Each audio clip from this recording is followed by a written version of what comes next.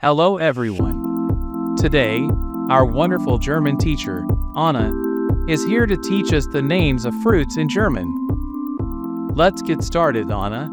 Could you start by telling us the German words of fruits? Of course, Max.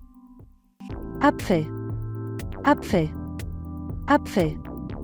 Aprikose, Aprikose, Aprikose. Avocado, Avocado, Avocado. Banane, Banane, Banane. Brombeere, Brombeere, Brombeere. Blaubeere, Blaubeere, Blaubeere.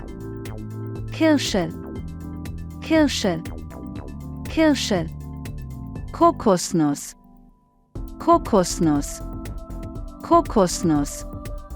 Dattel, Dattel, Dattel. Drachenfrucht, Drachenfrucht, Drachenfrucht.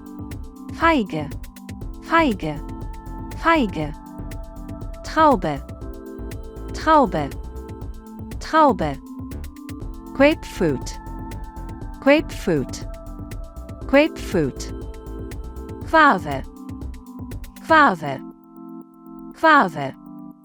Kiwi, Kiwi, Kiwi. Zitrone, Zitrone, Zitrone. Lychee, Lychee, Lychee. Mango, Mango, Mango. Orange, Orange, Orange.